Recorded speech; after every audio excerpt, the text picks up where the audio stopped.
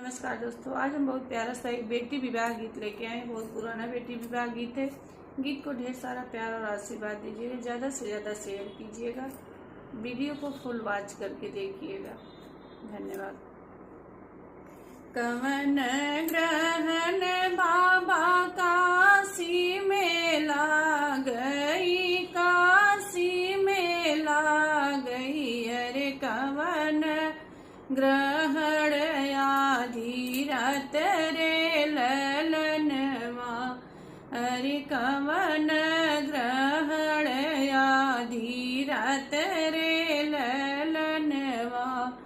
कवन ग्रहण बाबा मड़ई में ला गई, मड़ई में ला गई। अरे तऊ दऊ अरे होई रे ललन। अरे तऊ दऊ ग्रही होई रे ललनवा। कवन ग्रहण बाबा काशी में ला गई, काशी में ला गई। अरे कवन ग्रहण आधी रात रे ललनवा।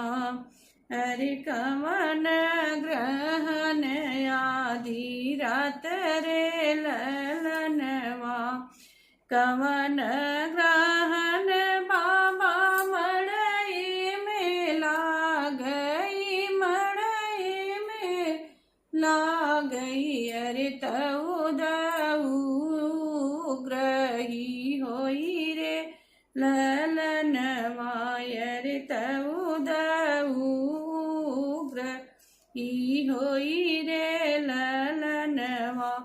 सूर्य ग्रहण बेटी काशी में ला गई, काशी में ला गई। चंद्र ग्रहण आधी रात रे ललनवा।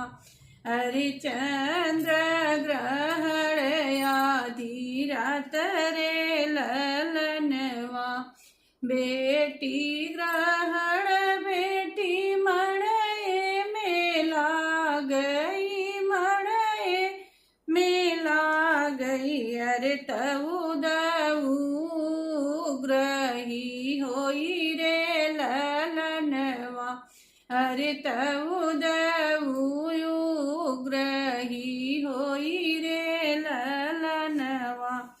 बेरिया के बेरे तो है बर जिला बाबा, बर जिला बाबा। अरे झजरा मड़ुआ नाचवा रे ललनवा। अरे झजरा मड़ुआ नाचवा रे ललनवा। झंझरे मड़ुआ बाबा सूरजू के ज्योतिया। अरे गोरी बदन कुमी लाई रे ललनवा। झंझरे मड़ुआ बाबा सूरजू के ज्योतिया। अरे गोरी बदन कुमी लाई रे ललनवा। कह तू तो मोरी बेटी छत्र छवाई ती, छत्र छवाई ती। कहू नने तवा ओ हर रे ललनवा। अरे कहत्यू तो ने तवा ओ हर रे ललनवा। कहत्यू तो मोरी बेटी सूरजोया लोपित, सूरजोया लोपित। गोरी बदन रही जाई रे ललनवा। अरे गोरी बदन रही जाई रे ललनवा। काहे के मोरे बाबा छत्र छवई बा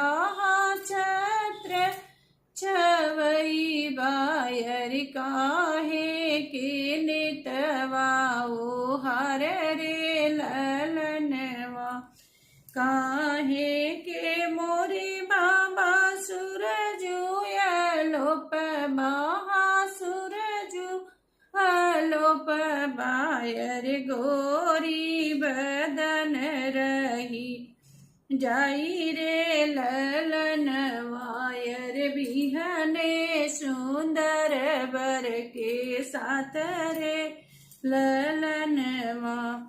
कंचन दूधवा पियाए मोरी बेटी पियाए मोरी बेटी।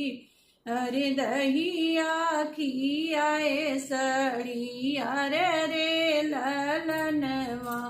अरे दहिया खियाए सड़िया रे ललनवा।